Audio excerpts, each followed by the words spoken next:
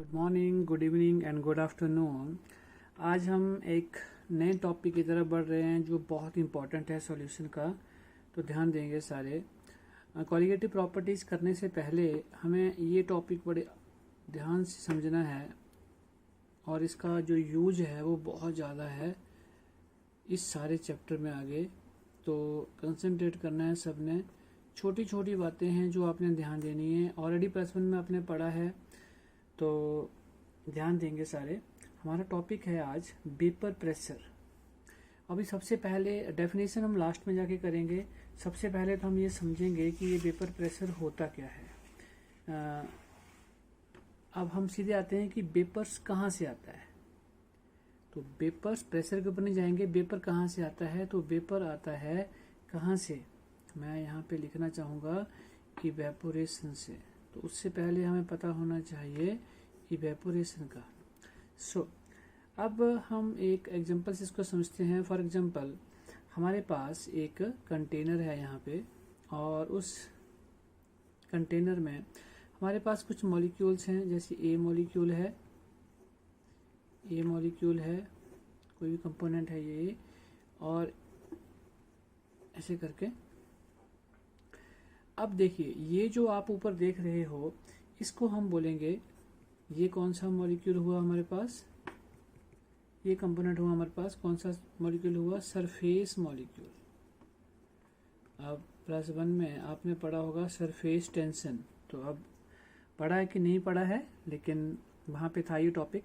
तो ये सरफेस के ऊपर जो मॉलिक्यूल होते हैं उसको बोलते हैं सरफेस मॉलिक्यूल। लेकिन कुछ मॉलिक्यूल ऐसे होते हैं जिसे हम बोल देते हैं बल्क मॉलिक्यूल, जो नीचे होते हैं। तो कुछ मॉलिक्यूल हमारे नीचे भी होते हैं जिसे हम बोल देते हैं बल्क मॉलिक्यूल। अब देखिए इन दोनों में फ़र्क क्या है। जो सरफेस के ऊपर मॉलिक्यूल होते हैं, इवेपोरेशन जो होती है उसकी वजह से होती है, तो वो इवेपोरेट होते हैं। तो उसके 2 फैक्टर्स हैं जिसकी वजह से ये बहुत जल्दी से इवेपोरेट होते हैं। तो पहले हम समझ लेते हैं कि क्या मीनिंग हुआ उनकी जो भी इवेपोरेशन होगी।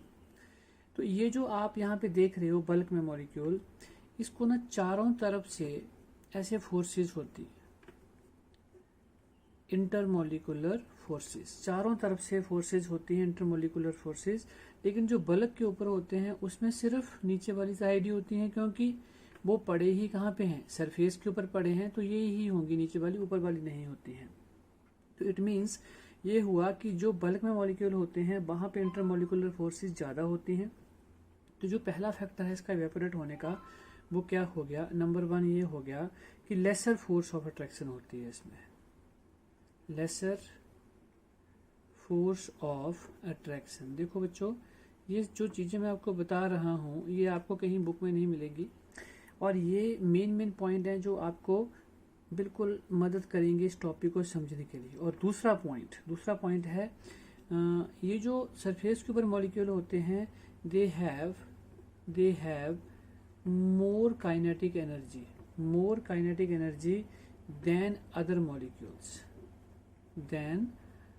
मॉलिक्यूल्स। तो बाकी मॉलिक्यूल से इनकी काइनेटिक एनर्जी भी ज़्यादा होती है। तो सभी जानते हैं अगर काइनेटिक एनर्जी ज़्यादा होगी तो इवेपोरेशन भी इसकी फास्ट होगी। और ये भी आपने +1 में पढ़ा हुआ है, सरफेस एनर्जी। पढ़ा है कि नहीं पढ़ा है?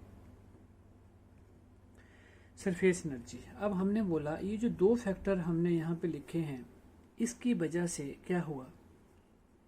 इवेपोरेशन हुई इसकी ज़्यादा,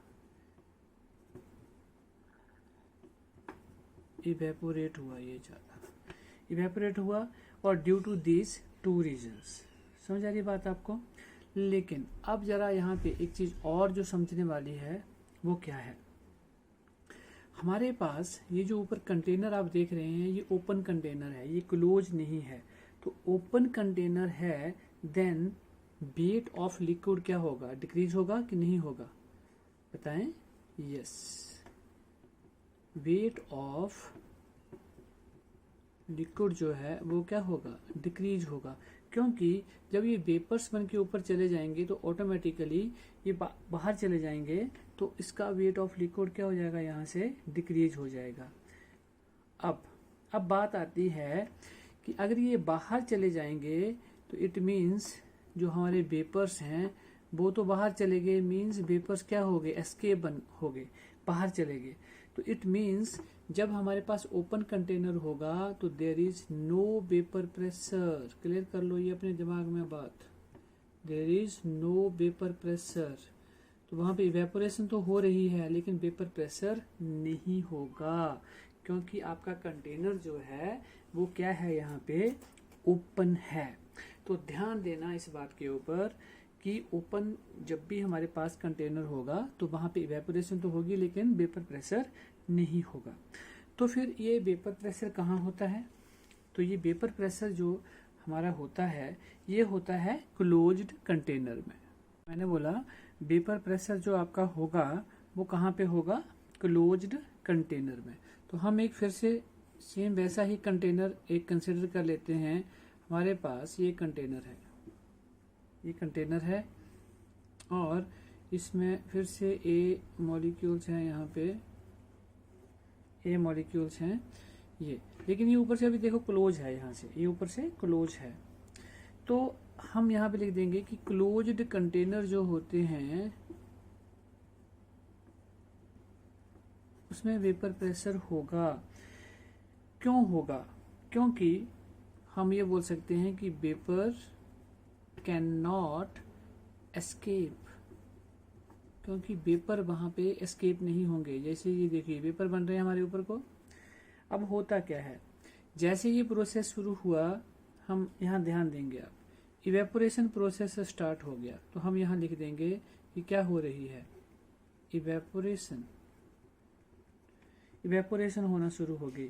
लेकिन ये जब आपने कई बार देखा होगा किसी बॉटल में कि साइड में आप देखते हो कि पानी की बूंदें दिख रही होती हैं हमें, लेकिन वो बोतल बंद होती है, धीरे धीरे वो बूंदें नीचे की तरफ को भी गिर रही होती हैं।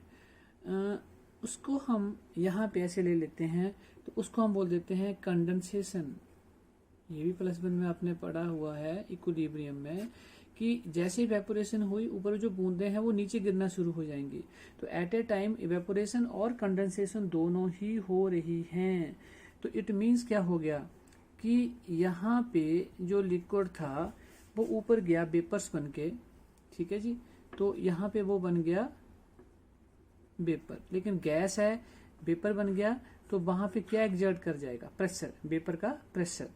लेकिन यहाँ पे अगर आप देख रहे हो जैसे यहाँ पे इवेपोरेशन से कंडेंसेशन हुई, देन क्या आ गया है यहाँ पे, equilibrium has been reached.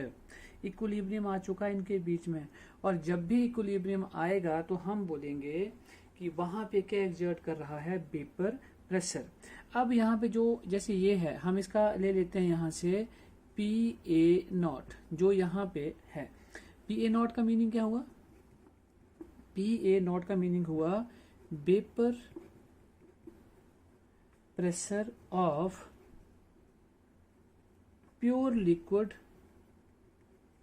A, vapour pressure of pure liquid A, क्योंकि एक ही लिक्विड है हमारे पास और कोई नहीं दिख रहा है, यहाँ पे ए ही है, तो इसलिए PA0 को हम बोलेंगे vapour pressure of pure liquid A. तो अब हम लास्ट में जो अभी हमने सारा टॉपिक किया, अब हम इसको समझ लिया हमने, तो अब हम इसकी डेफिनेशन लिख लेते हैं। इसको जरा अब आपने ध्यान से देखना है।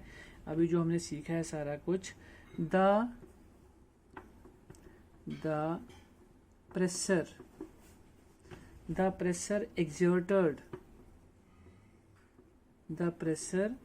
exerted by the vapors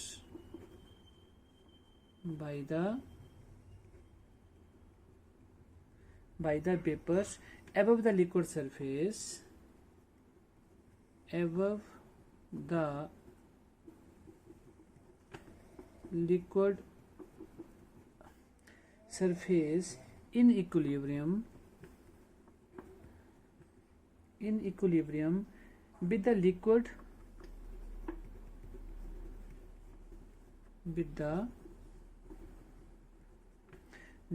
at a given temperature,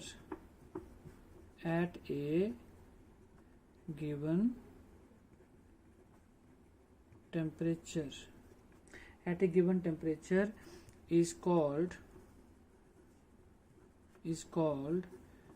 vapour pressure.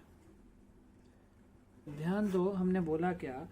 The pressure exerted by the vapours, ये लिक्विड है और यहाँ से क्या बने, ये प्रेशर एक्सर्ट कर रहे हैं वेपर्स, कहाँ पे, अबव द लिक्विड सरफेस। ये हमारे पास लिक्विड है, उस सरफेस के ऊपर above the liquid surface in equilibrium, क्या आ चुका है इसके बीच में, इक्विलिब्रियम विद द लिक्विड, ये जो लिक्विड है उसके बीच में with the liquid at a given temperature is called its vapour pressure. तो हम उसे बोलेंगे उसका वीपी या वेपर प्रेशर। अब हम इसमें करेंगे कि कौन कौन से फैक्टर्स के ऊपर ये डिपेंड करता है।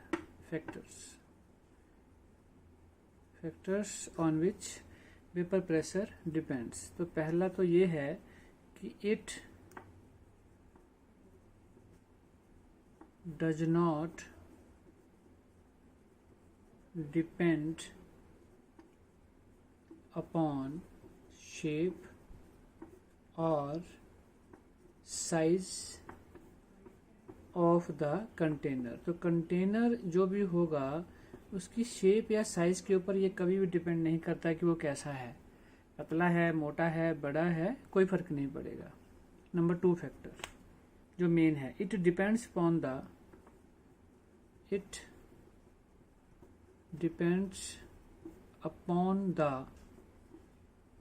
द नेचर ऑफ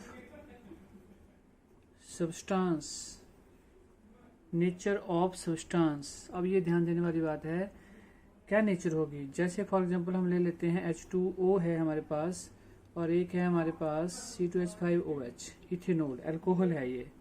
तो ये है हमारे पास वाटर और ये है इथेनॉल, ठीक है, और टेम्परेचर सेम है, ऑन सेम टेम्परेचर। तो देखो अब एक चीज तो दोनों में कॉमन है, वो देखनी होती है। जैसे वाटर जो है सभी जानते हैं ये भी हाइड्रोजन बॉन्डिंग शो करता है और जो अल्कोहल है वो भी हाइड्रोजन बॉन्डिंग शो करता है, दोनों में हाइड्रोजन बॉन्डिंग होती है। तो अब ये डिपेंड करता है कि अब हम कैसे पता लगाएं। अब एक चीज आपको पता है कि जो हमने +1 में पढ़ा है कि जो वाटर मॉलिक्यूल्स है वो 4 हाइड्रोजन बॉन्ड बनाते हैं एट ए टाइम, लेकिन जो अल्कोहल है वो सिर्फ एक ही हाइड्रोजन बॉन्ड बना पाता है। तो इसका मतलब हाइड्रोजन बॉन्डिंग किस में ज्यादा होगी, वाटर में। तो वाटर जो है वो इजीली इवेपोरेट नहीं होगा क्योंकि वहां पे इंटरमोलिकुलर फोर्सेस क्या हो गई हैं, स्ट्रॉन्ग।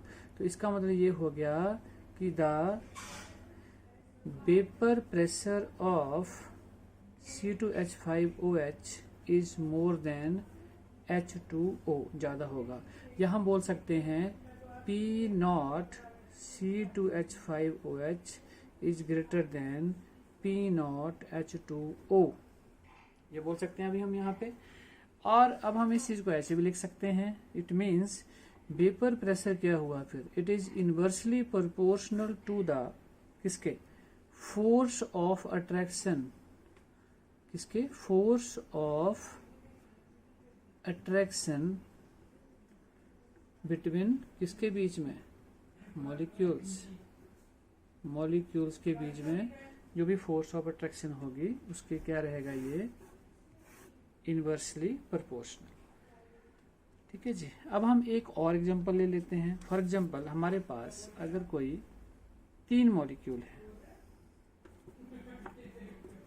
मॉलिक्यूल हैं और एक है C2H5OH जिसमें एक ही OH है, एक है इथाइलिन ग्लाइकोल CH2OH और एक हमारे पास है जिसमें 3 है CH2OH and then again CH2OH। अब देखो बड़ी क्लियर सी बात हो रही है, हाइड्रोजन बॉन्डिंग एक OH करेगा, यहाँ पे ये दोनों करेंगे, दोनों साइड की होगी, इसमें ये आपस में भी करेंगे और तीनों साइड से करेंगे। तो इसका मतलब ये हो गया कि मैक्सिमम जो हाइड्रोजन बॉन्डिंग होगी वो इसमें होगी। इसको हम नाम भी ले लेते हैं, इसका नाम तो पता आपको, इथेनॉल। इसका नाम होता है इथाइलिन ग्लाइकोल और इसका नाम होता है glycerol.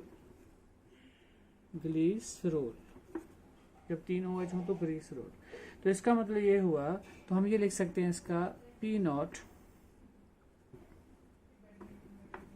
Glycerol, P naught glycol, and then P naught किसका आ गया आपका, इथेनॉल। तो इथेनॉल का सबसे ज्यादा होगा वेपर प्रेशर यहाँ पे।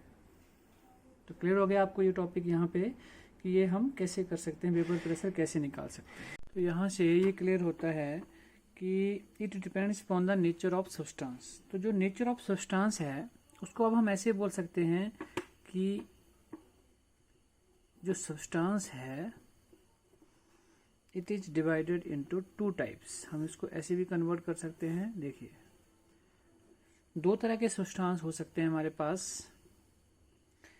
One is volatile and another one is non volatile। volatile वो होते हैं जिनके इजीली वेपर्स बन जाते हैं, और नॉन volatile वो होते हैं जिनके वेपर्स नहीं बनते हैं। तो मोस्टली नॉन volatile सब्सटेंस में जो भी सॉलिड्स हमारे यहाँ होते हैं हम उनको ये मान के चलते हैं कि वो क्या हैं, नॉन volatile हैं। इसका मतलब ये हुआ कि जो पार्शियल प्रेशर है उनकी वजह से क्या होगा, जीरो। बट नॉन वोलेटाइल जो सब्सटेंस होंगे उसमें पार्शियल वेपर प्रेशर जो होगा वो जीरो नहीं होगा। अब जैसे हम सॉलिड की बात कर रहे हैं तो यहाँ पे मोस्टली हम किस किस को लेते हैं, जैसे हमारे पास यहाँ पे बहुत सारे एग्जांपल आपने देखा होगा। यूरिया का एग्जांपल आता है, ग्लूकोज का एग्जांपल आता है, सुक्रोज का एग्जांपल आता है, और इसका फॉर्मूला भी आप याद रखो। इसका फॉर्मूला होता है NH2CONH2, ठीक है जी। इसका फार्मूला होता है C6H12O6, और सुक्रोज का फार्मूला होता है C12H22O11। और इसका बार बार मॉलिक्यूलर मास भी हम वहाँ निकालते हैं। पीछे भी जब हमने नॉर्मेलिटी मोलैलिटी किया था तो वहाँ पे भी ये यूज हुए थे। इसको वैसे ही याद रख लो आप, वैसे तो कैलकुलेट कर सकते हैं। इसका 60 होता है, ठीक है जी। इसका होता है 180 और इसका होता है 342। जब हम बार बार रिवाइज करेंगे तो हमें ये लर्निंग भी हो जाएंगे, आगे जाके इसका इजी हो जाता है याद करना। और वॉलेटाइल में हम लिक्विड को लेंगे। अब इसमें क्या क्या आ सकता है, हमारे पास वाटर आ गया, मिथेनॉल आ गया, C2H5OH इथेनॉल आ गया, हमारे पास बेंजीन आ गई C6H6, टोल्यूइन आ गई C6H5CH3। तो इसका तो हम निकाल सकते हैं क्योंकि ये तो छोटे छोटे हैं सारे, इसका मॉलिक्यूलर मास हम वैसे ही निकाल सकते हैं। तो बोलने का मतलब ये हुआ कि जब भी हमारे पास मान लीजिए वॉलेटाइल और नॉन वॉलेटाइल दो सब्सटेंस होंगे तो वेपर प्रेशर एक की वजह से होगा। किसकी वजह से होगा, सिर्फ वॉलेटाइल की वजह से। नॉन वॉलेटाइल की वजह से वेपर प्रेशर नहीं होगा, जीरो होगा, और उसका कोई वहां पे यूज नहीं होगा। तो ये तो हो गया हमारे पास दूसरा फैक्टर। अब हम आते हैं इसके थर्ड फैक्टर की तरफ। जो तीसरा फैक्टर है वो कर लेते हैं। बड़ा इंपॉर्टेंट था ऊपर वाला, ये याद रखना है क्योंकि आगे हम जितने भी 3 से 4 लेक्चर पढ़ेंगे तो वहां पे वॉलेटाइल और नॉन वॉलेटाइल सब्सटेंसेस का बड़ा यूज होने वाला है। अब तीसरा फैक्टर जो हमारे पास ये था कि जो वेपर प्रेशर होता है, वेपर प्रेशर इज डिपेंड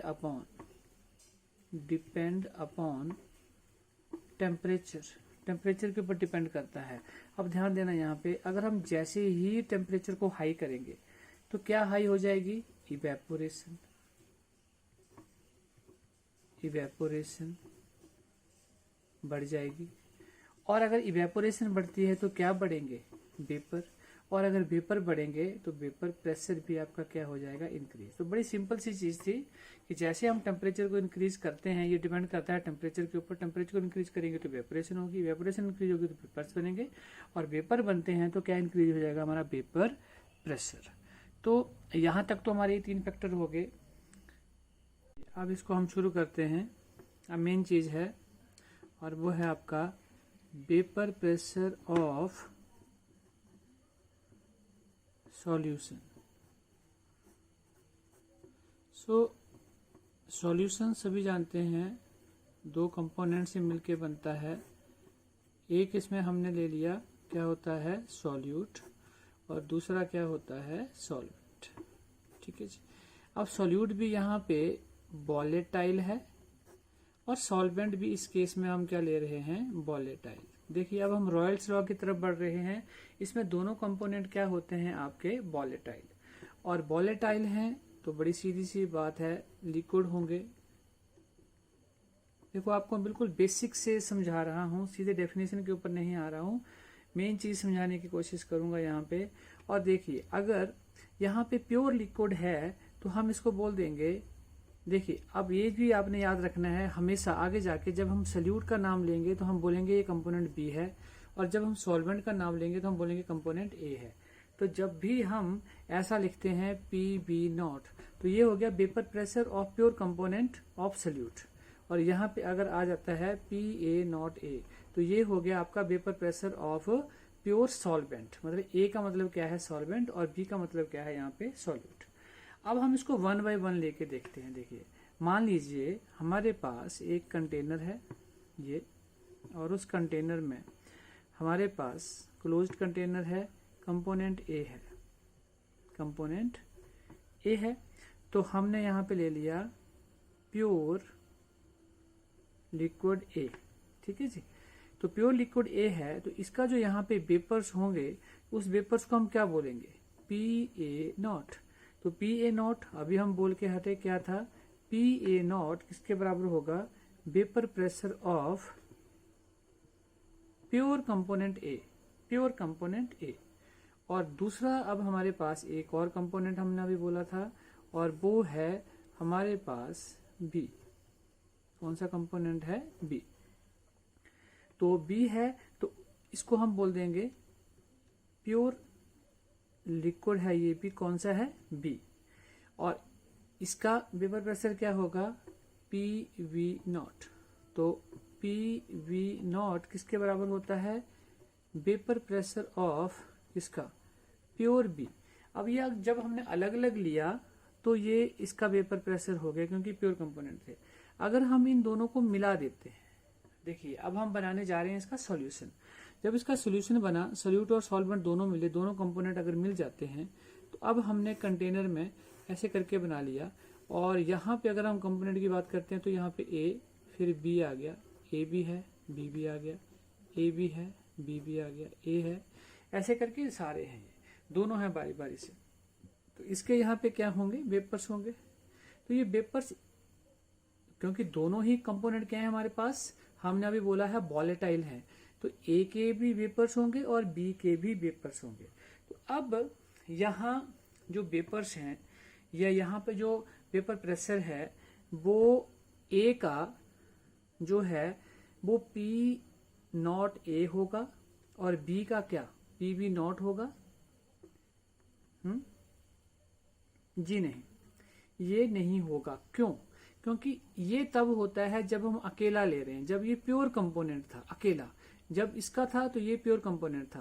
लेकिन अब क्या होगा, अब यहाँ पे हम इसको बोलेंगे पी ए, और इसका जो होगा वो होगा पी बी। ध्यान देना, अब ये जो प्योर कंपोनेंट का ज्यादा हो सकता है, ये हो सकता है अब कम हो, अब ये वेपर प्रेशर कम हो। तो अब ये चीज आपने ध्यान देनी है, क्योंकि अब हम बढ़ रहे हैं रियोल्स लॉ की तरफ। तो रियोल्स लॉ हमें क्या बोलता है, यहाँ पे रियोल्स लॉ ये बोलता था कि जो पी ए है, ये जो पी ए है, वेपर प्रेशर ऑफ कंपोनेंट ए, या इसको देखिए हम बोलेंगे पार्शियल वेपर प्रेशर, ये पूरा नहीं है, क्योंकि वेपर प्रेशर अब इन दोनों की वजह से है, तो कुछ इसका होगा कुछ इसका होगा, इसलिए अब हम टर्म यूज करेंगे पार्शियल। तो P A is directly proportional to zeta A, और P B is directly proportional to zeta B. मतलब जो पी ए है वो डायरेक्टली प्रोपोर्शनल है mole fraction of component A, और यहाँ पे mole fraction of component B. और ये ही हमारा क्या होता था, रियोल्स लॉ। अब एक रियोल्स लॉ की छोटी सी सिंपल सी यहाँ पे एक डेफिनेशन दे देते हैं हम। अब आगे जाके हम इसको और डिटेल में करेंगे, एक बार फिर डेफिनेशन करेंगे।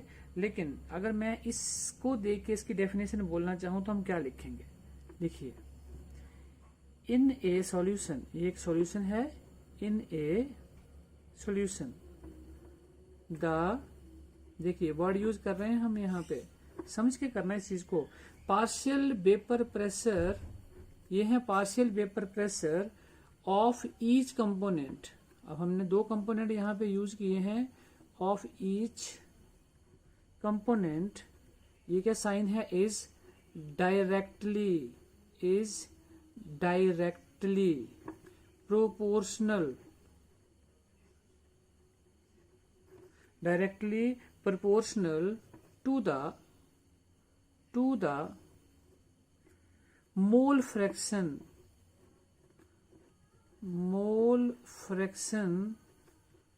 of that component मीन्स जिसका हम यहाँ पे वेपर प्रेशर लिख रहे हैं। अगर पी ए है तो ऑफ दैट कंपोनेंट मतलब मोल फ्रैक्शन किसका हो गया, ए का, और अगर हम बी का लिख रहे हैं तो किसका हो गया, बी का। अब यहाँ पे एक चीज और आपने ध्यान देनी है, वो क्या है, देखो मोल फ्रैक्शन में क्या होता है, मान के चलिए अगर कोई हमारे पास कंपोनेंट ए है तो ए के जितने ज्यादा मोल्स होंगे तो ए का मोल फ्रैक्शन भी उतना ज्यादा होगा। समझ लेना, मैंने आपको पिछले टॉपिक में मोल फ्रैक्शन के डिटेल में न्यूमेरिकल भी करवाए थे और उसको समझाया भी था। क्या बोला हमने, ए के जितने ज्यादा मोल्स होंगे तो ए के मोल फ्रैक्शन भी उतना ज्यादा होगा, और उतना ज्यादा ए इवेपोरेट होगा। जितना ज्यादा मोल फ्रैक्शन होंगे उतना ही ज्यादा वो इवेपोरेट होगा, देन उसका वेपर प्रेशर भी उतना ही ज्यादा होगा। ठीक है, सिमिलरली अगर बी है उसके जितने ज्यादा मोल होंगे उसके उतने ही ज्यादा मोल फ्रैक्शन भी होगा, और उतने ही ज्यादा वो इवेपोरेट होगा, और उतना ही ज्यादा उसका वेपर प्रेशर भी होगा।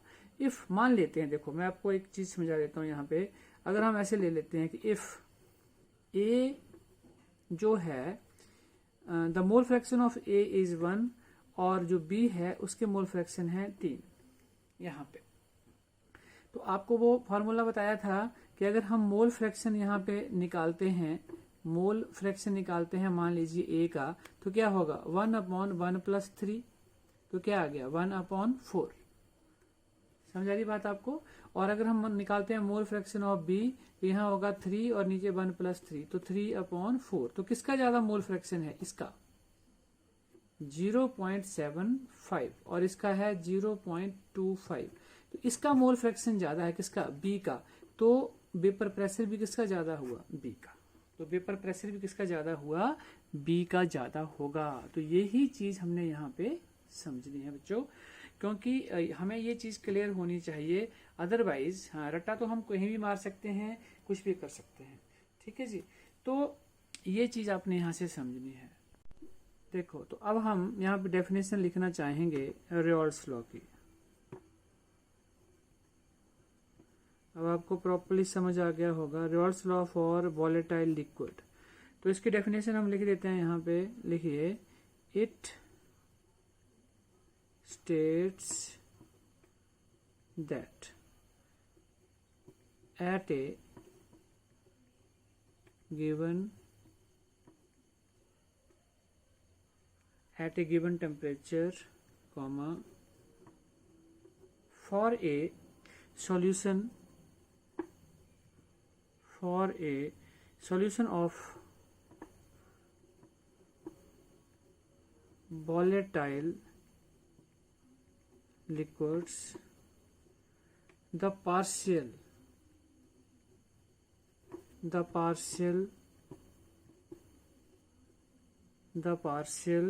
vapor pressure of each